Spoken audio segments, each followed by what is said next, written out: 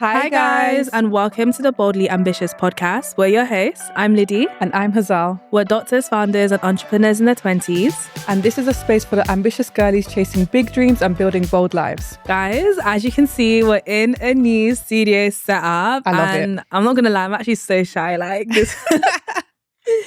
This studio is so cute, and I'm just so excited for all the amazing episodes that we're just going to start releasing for you guys. Today's episode is for all the girlies that are asking themselves, do they need a side hustle to be successful? Can they handle it? And if they do start one, are they going to be burnt out? So let's get straight into it. Why do you think side hustles are over-romanticized so much on social media?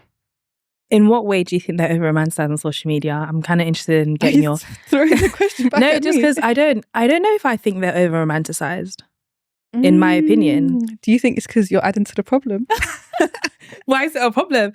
No, I think I just want to get your perspective, and then I think I'll be able to answer the question a bit better. Like, in what way do you think they're over-romanticized? Okay.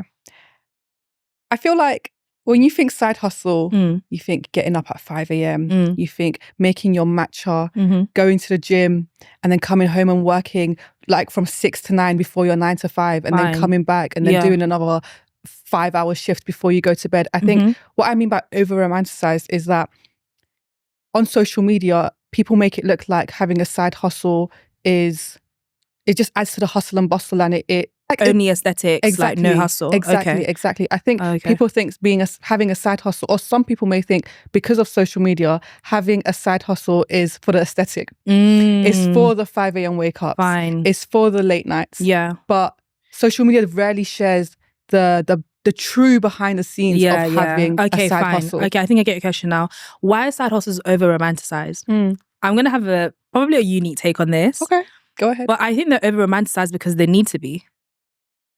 Yeah. What does that even mean? Side hustles are so hard. Like, it's really hard to be building something substantial alongside your 9 to 5. 100%. You know, we did it at medical school. We were building our social media ventures, what's now our charity, and we're doing it right now. As people working as doctors, a very intense profession, we're trying to build something alongside it. It's not easy. It comes with a lot of sacrifice. It comes with a lot of trade-off, a lot of lack of sleep. And I think because of how difficult it is, I think for some people to get them through what's not easy, they need to over-romanticize it, maybe as a form of survival. I think the versions we see on social media of people who make it aesthetic and whatnot, maybe their side hustle is social media, and therefore they need to make it aesthetic in order to perhaps get the most views and therefore monetize their content in the future. Because while some people are like, you know, we should be more raw and more authentic about our side hustles online, which I think we do our best to be, but that's us. Other people, that may not be what will help them grow. And if their side hustle is social media, they need to over-romanticize it in order to popularize or to make their content, you know, reach a wider audience perhaps. But I don't know, I'm of the opinion that I do think in a way it's not good that, you know, it's over-romanticized or some things aren't like honestly put out there, perhaps a difficulty of it, and therefore people will go into side hustles and be in for a shock. But I think if people are romanticizing their side hustles in order to survive and get through the difficulty of it, I don't think there's anything wrong with that personally. Fair enough. That is a very unique take, may I add. But I think the potential side effects of that, I speak like such a doctor. Yeah. The potential side effects of that is that many people think side hustle equals quick cash. Many people think post a few videos and you're going to become a millionaire. And that's why, what was that statistic? Like only 1% of podcasts make it to episode 20, or only 0.1% of YouTube channels make it to 100k subscribers. Like, it is because I think people go into it with unrealistic expectations of both what the workload is going to be, but also what the output is going to be as well. So I think if you need to glamorize your life to get through it, then be my guest. We do it at times as well. But I think people, to the outsider who's not in the side hustle realm, and we're speaking about content, but there's lots of different side hustles. Yeah, there's lots of different side hustles for sure.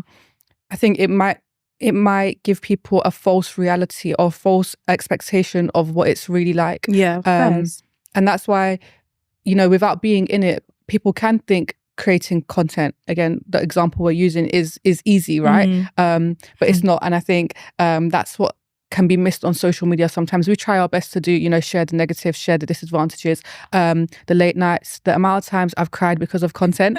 My degree hasn't made me cry as much as content's made me some cry. Some of the things we've been through because of content, I really wish there was just a camera filming it. Honestly, it'd be like the biggest a good drama for Netflix. Literally. Remember that time I broke the hard drive?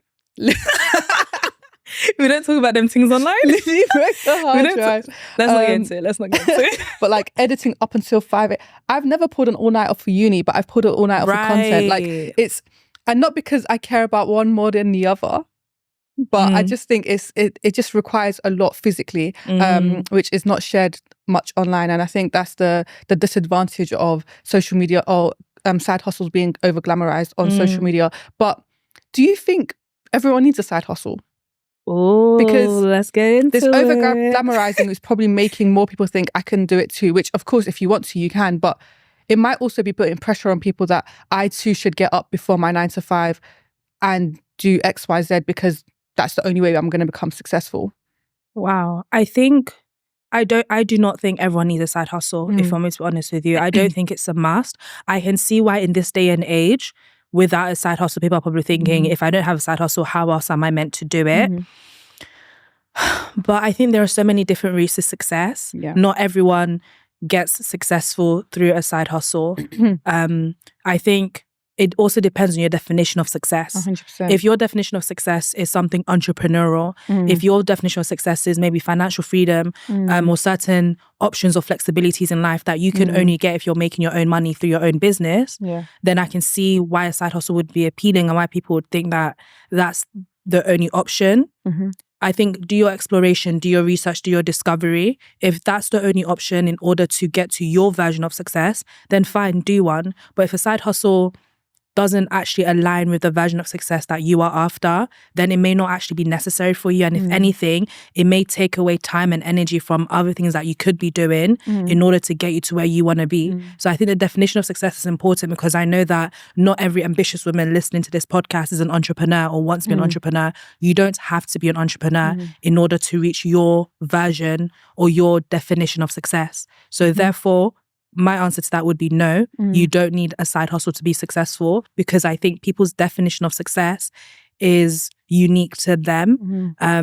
Obviously, if we look at the social media's definition or culture's definition of success, everyone has an idea of what that is, right? Financial freedom, the house, the car, the visibility, the credibility, the opportunities and the titles. But that's not for everyone. So that's why I think be most aligned with your version and what you want in life is at the center of it all, to be honest. I completely agree. And I think, you know, we're in a time where, I don't know, 50 years ago, success just looked like one thing, whatever that was, right? Just to be in a secure job until you retire, pretty much, right? But especially in the last 10 years, there's been so many different ways of being successful, and people have reached their own definition of success in so many different ways that we all truly have the opportunity to pick what success looks like for us and strive for that. Yeah. And like you mentioned, you know, if you are stuck in the echo chamber of social media, you might think that success only looks like one thing, and you can't be successful for your day job, or you need to have a side hustle, or you need to do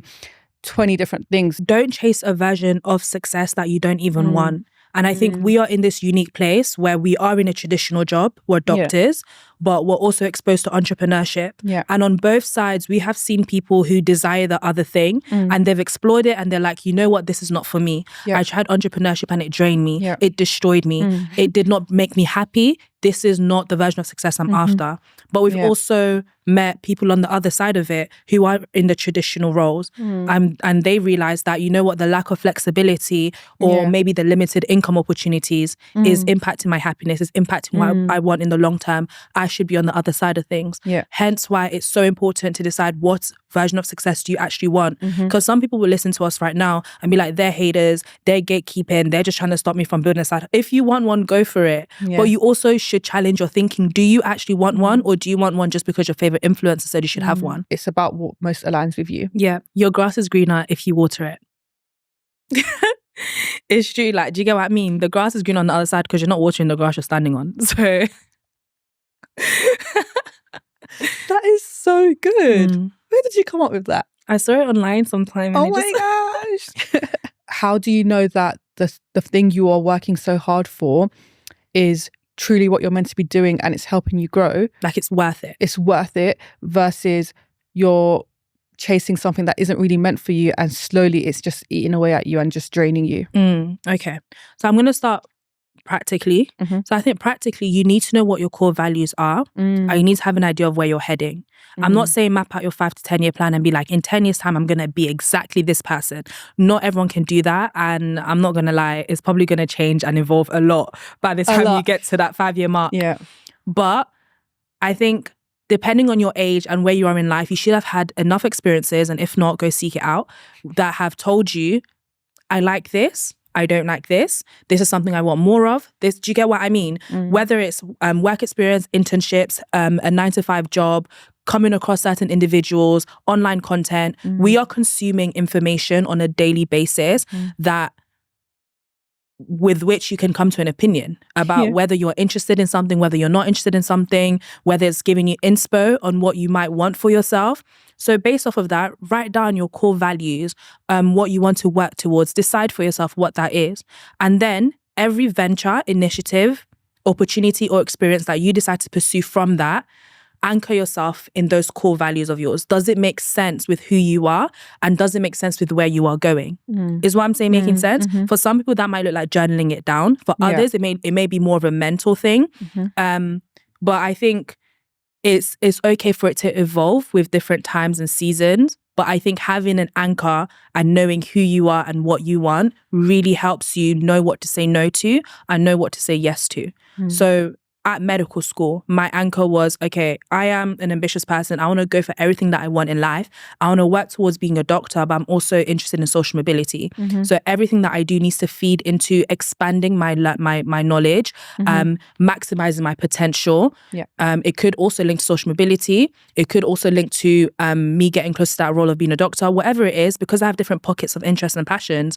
Everything I'm doing must feed into one of those. And that's everything I'm doing in regards to side hustles. I'm not saying my hobbies and watching Netflix needs to feed into that. We're talking strictly about side hustles and things you do on the side of your main commitment.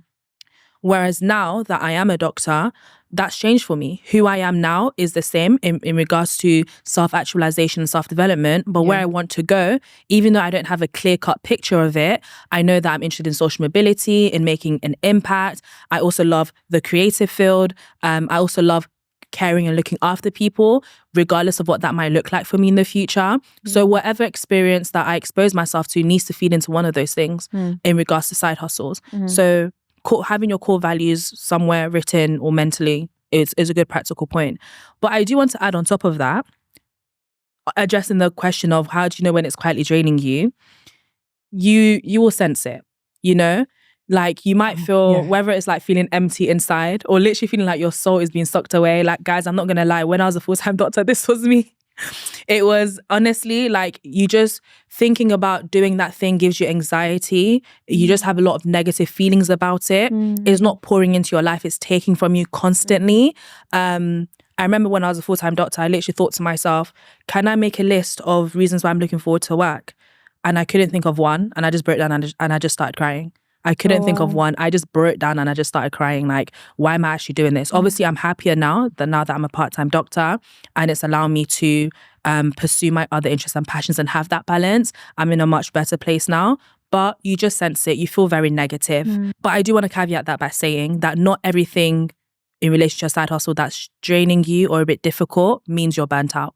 And I say that because we've had a lot of occasions, especially when building content, where we were pushing so hard and nothing was really happening. It got a bit draining, it got a bit tiring. But if we were like, oh, I give up, I'm burnt out, that's it, and leave, we wouldn't be where we are today. But there were times where we did do that exhaustion, that pushing, and we were burnt out and we needed maybe a weekend away, a break, and to recalibrate the way in which we work in order to make it more sustainable.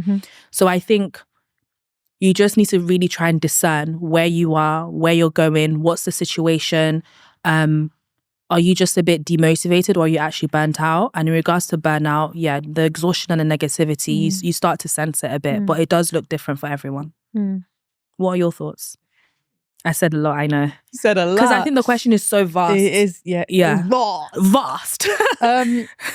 I just think at the forefront of it, when a side hustle is for you and is helping you build and grow, you will be stretched, but in a good way. You'll be learning, you'll be joyful, you'll be energized, and you'll be proud of your output, regardless of what that looks like. Even when we weren't making any money from content, even when the views were low, I could still be like, yeah, I'm really proud of that video. That my video ate. Exactly. Like I'd be, you'd look forward to furthering your skills in that division as well. So I think just more positive feelings, even with some caveats and even with some difficult days. Overall, you feel positive about that.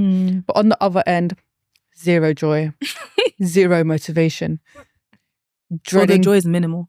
Dreading getting out of bed just to do that one thing. Like there, on paper, there's a strong difference, and I know it might be a bit more difficult to sort of realize that in person, but on your bad days is when I think you realize if you want to do something or not.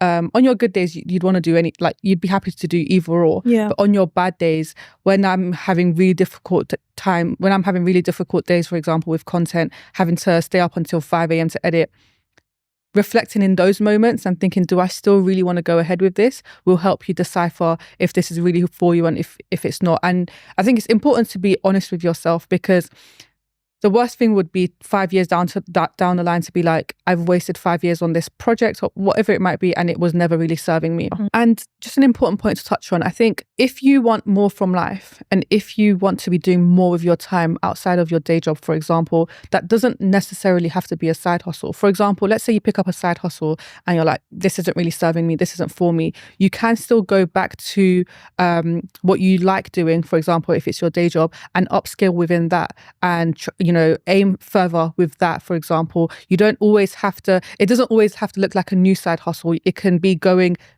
above and beyond in one core thing that you do, rather than having 3-4 different things that you do and each one is not really serving you. So depth over breadth. Sometimes it's better to have depth over breadth. And I think, you can either put all your eggs in one basket and go really far with one thing that you like doing, or you can spread your eggs out and do a lot of things that are serving you. It all comes down to what's best for you, what's most aligned with where you're trying to get to, and what's most aligned with what makes you happy. Yeah, because what's best for someone else may not be what's best for you. And I know that in this day and age of influencers, we think we should be following what everyone is doing. I definitely was stuck in that mindset once upon a time where I was like, oh my God, this person is doing this and they're amazing, I want to do it. That person's doing this and they're amazing, I want to do it. And then what happened is I ended up so scattered in my thoughts and in my commitments that I was just like, you know what, Liddy, what do you actually want? And I really had to streamline what I was saying yes and no to in regards to where I was walking towards as well. There's no point having 10 different hats that you wear if none of them serve you and if none of them are authentic to you. Guys, if you are enjoying this episode so far, please leave a 5-star review on any audio platform you are listening on. And if you are watching on YouTube, please make sure you like and subscribe. This is a topic that I believe you're very well versed on. You're scaring me now. How do you balance a side hustle with uni or work when your time already feels so stretched? How do you do it? That's such a good question. Guys, it's not easy. This life is not easy. Nope. It is not easy. But even though it's not easy, in the long run, if it's for you, it's going to be so worth it. I am a strong believer that if you fail to plan, you plan to fail. Do you get what I mean? For me, if something is not in my calendar, it's not happening. How do you expect to strategically pursue something and have a certain outcome with certain steps if you don't even know what the steps are? It makes no sense. You need to know where you're heading, what steps you need in order to get there. And then you need to systemize your habits and routines to permit you to get there, or to permit you to achieve those steps in order to get there, should I say. Yes, ma'am. So even though it's not easy, I think the first thing you need to do is decide for yourself that's a sacrifice you're going to make. There's going to be a trade-off and there's going to be a sacrifice. The trade-off may look different for you. When we were doing an intense degree, the trade-off for me was that I couldn't always be present. Sometimes I couldn't always attend every single family function, or I couldn't always go out with my friends whenever I wanted to. I had to sacrifice sometimes, but the trade-off for me was worth it because of the long-term vision I had. So you need to decide for yourself, is this a sacrifice you're willing to make? Are there certain trade-offs that you are accepting you're going to have to deal with? And then after that, plan. But essentially, get whether it's iCal, whether it's Google Calendar, whether it's a physical planner. I've tried it all. Yes. Notion, whatever you need, just have a system for organization and time management. If you don't manage your time, it's going to manage you. Do you get what I mean? Like, you need to have, at the beginning of the week, whether it's Sunday, just have an overview. What's my week saying? What commitments do I have coming up? Commitments I can't move. For example, that lecture or my 9-to-5 job. And then what free time do I have? Maybe that's before work. Maybe that's after work. And then based off of that, without getting too scientific, consider your cardinal rhythm. Like, when are you most energetic? And what is realistic. So I'm most energetic in the morning, but realistically, I'm not going to get up and do 2 hours of editing before work. I'm just not doing it. It's not a sacrifice I'm willing to make. But a sacrifice I am willing to make is after work, when, yes, I am a bit tired, but I'm more willing to sacrifice maybe, 2 hours of Netflix to sit down and do some editing. So what's realistic, and also what makes the most sense of your energy levels, your cardinal rhythm, when you're most productive. Based off of that, you can start to slot in different priorities and different tasks that you want to do. I know that we're making it so content focused, but it really depends on what your side hustle is and what that looks like for you. Whether it's running a business, whether it's running a class or coaching call, whatever it is, seeing clients, you slot it in outside of your main commitment, essentially. I know that for me, if you want me to be really honest, sometimes I am tired after work and I don't do editing. So one thing that I think is so useful when I do that planning is having kind of time blocks for catch-up. Catch-up blocks. So maybe I have catch-up blocks on the days that I'm not at work. That could be a Thursday where I'm like, okay, 2 to 4, I'm mentally prepared that something that I may not finish on Monday or Tuesday, I can move it to the Thursday. And I think that really helps mentally because it puts less pressure on yourself and it allows you to actually enjoy what you're doing rather than be, rigid and like, I need to finish this ASAP. So in that plan, make sure the plan is sustainable. Those catch-up blocks for me make it sustainable mentally and also in regards to my work ethic. And I think besides the deciding, the planning, I think there's a lot of internal work that needs to be done. Have the right characteristics for sustainability, and that includes consistency. You need to show up consistently if you want to see actual results. Whatever the side hustle is, if you only try once a month or here and there, your results are going to be here and there as well. Whereas if you want to see actual results in what it is you are trying to pursue and trying to build, show up consistently. It's not going to be easy, but you're going to need that drive. You're going to need that resilience. You're going to need that perseverance because things will crop up. Challenges will crop up. You're not always going to be able to have the work ethic to go, but can you get back up the next day? When you have a bad mental health day and maybe you just need some time away, it gets like that. But can you get up again next week? But you get the gist of what I'm trying to say. So those are my initial thoughts. What would you say? Love everything you said, by the way. Love it. But I also think it's really important to know what season you're in.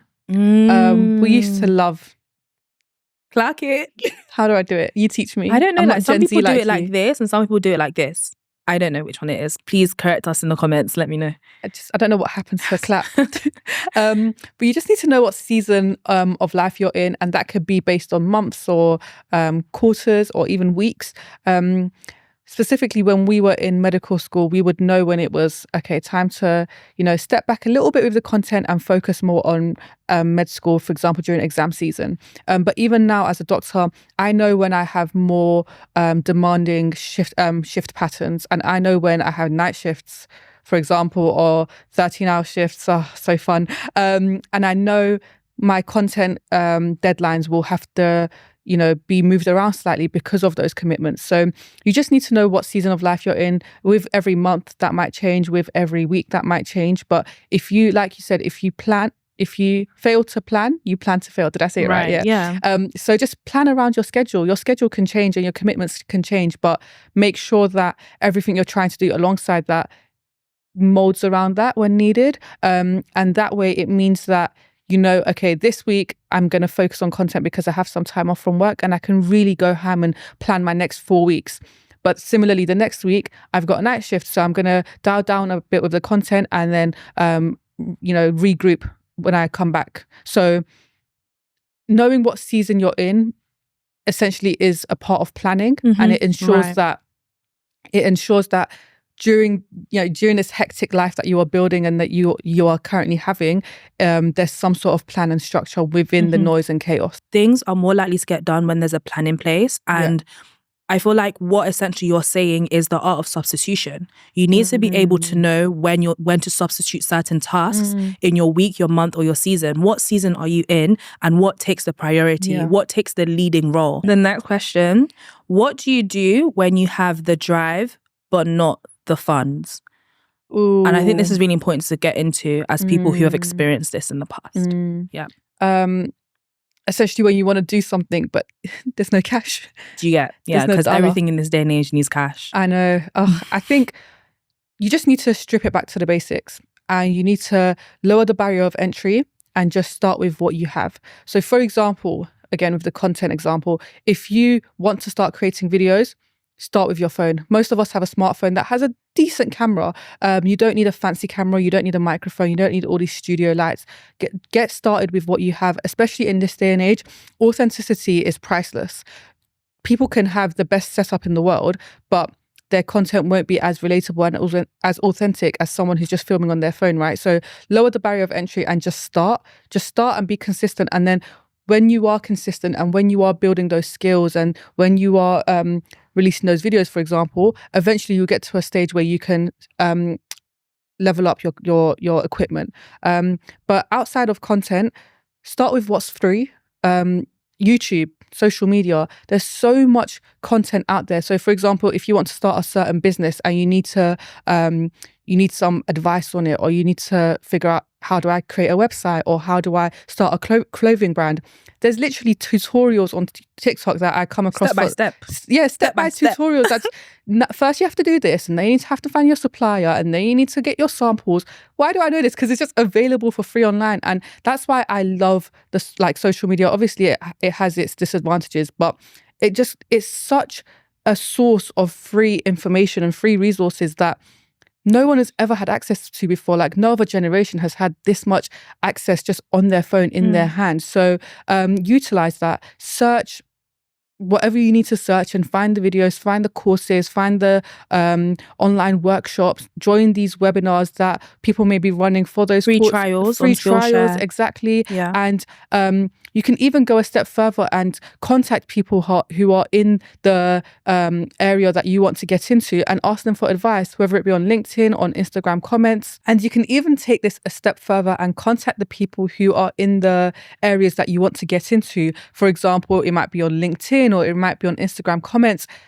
Ask questions that you need to ask, and they might get back to you, but they might not, and that's okay as well. What I'm trying to say is, start with what's free. Start with what's available to you readily on social media or on the internet, and go from there. And once you do have the capital, once you do have the cash, you can then start investing further. But you can start off with the free courses. You can start off with the free trials. So essentially, I think the best way to move forward when you have an idea, you have the drive, you have the passion and the motivation, but you just don't have the capital or the cash to do the certain things you need to do, start with what you can do for free. Start with what can be done without all these fancy equipment, or without these fancy courses, and go from there. Exactly, guys. Like, when I wanted to get into property, do you think I had the funds to put down and get a house? I was thinking about property when I was like 18, 19 maybe. But I was just like, okay, where can I actually start? I could sit in my room complaining about the fact that I don't have a trust fund or someone to just bust me 30, 40K. Yeah. Or I could think about, what are the first steps I should take? Yeah.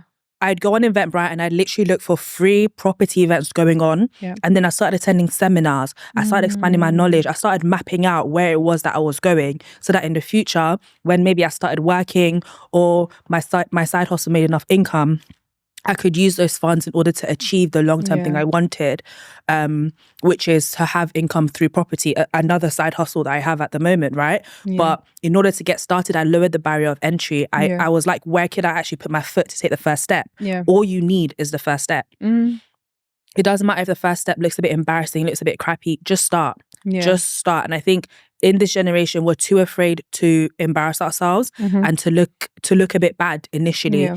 And I think the sooner you stop caring about how others view you, and the sooner you stop caring about the perfect little details and just get started, I think you're going to do yourself a disservice otherwise. You know, like I pride myself in being kind of impulsive sometimes. Like if I think of something, we're doing it. You know, like Hazal, let's try this, let's do it, let's release it. Like I'm just like, why do you guys think we're in a new studio? Why do you think we're in a new studio? I'm just like, if I have an idea, I really want to maximize our potential. I really want to try something. Let's just do it. It may not work. It may look a bit, you know, like if you guys go look at our previous podcast episodes on our main channel at Lydia and Hazal, it's not the best quality. We didn't start with a studio. We couldn't afford it. But it's just about starting full stop, regardless of what that looks like. And I think most importantly, and at the forefront of it all, is to always remember your why. Why are you doing this? Why are you continuously striving towards this big goal that you have? And if you have your core values at heart, it means that even when you have those difficult days, you still remember, okay, I'm doing this because X, Y, Z. I'm staying up till 3 a.m. because I have this bigger goal at hand, and there is a bigger why for why everything else is being done. But if you don't remember why, and if you don't have your core values, or if you are striving towards something that doesn't really serve you, like I said earlier, it's on those bad days that you'll remember, or that you'll be thinking, why am I actually doing this? Like, there's no reason for me to be doing this. I'm putting myself through all of this for nothing. For what? Yeah. Exactly, for what? And that's why it's so important to always remind yourself of the why, and always remind yourself of what it is you are striving towards. And most importantly, even though side hustles will come with their sacrifices, if it starts costing you your health, your relationships, your peace, and it's not even worth it in the long run, then it's not sustainable. You know, you actually need to know sustainable means you can keep it going for a long time. Like, can you keep poor health going for a long time? Can you keep not being present at all in any of your relationships and therefore sacrificing those relationships essentially? Can you keep it going for a long time? If you can't keep it going consistently, then it's not sustainable. And it's something that you definitely need to look at readjusting. Side hustles will come and go. Yes, you'll get the money. Yes, you'll get that. But if your health is, if you can't even enjoy the money or enjoy the opportunities or enjoy the position because of poor health, if there's no one there to celebrate with you because you've gone and cut off all your relationships, then what's the point? So it needs to be sustainable and worth it in the long run. It's a learning process. Sometimes you're going to get it wrong. Sometimes you're going to get it right. But it's about consistently wanting to be better and improve and find that balance for yourself. And if you do get to a position where you think this is just no longer sustainable and something needs to change, make sure something does change. So whether that be, if there's something within your day-to-day life that can take a step back so that you can focus on this side hustle, then you could do that. But if it means you need to park your side hustle for a year or a few months, that might unfortunately have to be the case. But in the long run, it will be for the better, because number one, it's not putting your physical and mental health in jeopardy. Right. What would you like our ambitious girlies to take away from today's episode? I would say, dear ambitious girlie, stop chasing a version of success that you don't even want. Short and snappy. Short and snappy, straight to it. Dear ambitious girlies, becoming her isn't about doing more. It's about building what serves you now. Honestly, I feel like I'm going to rewatch this episode and I'm going to be like, that's a gem, and that's a gem, and that's a gem. If you guys like this episode, please make sure you like and subscribe on our YouTube channel, our new YouTube channel, may I add. You might have noticed. Boldly Ambitious Pod. If you are listening on any audio platforms, please make sure to leave us a 5-star review. Make sure you share this episode with everyone, whoever it may be. Everyone. Every single person, you know. Every single person in your contact list. What? And we'll see you in a new episode next time. Bye.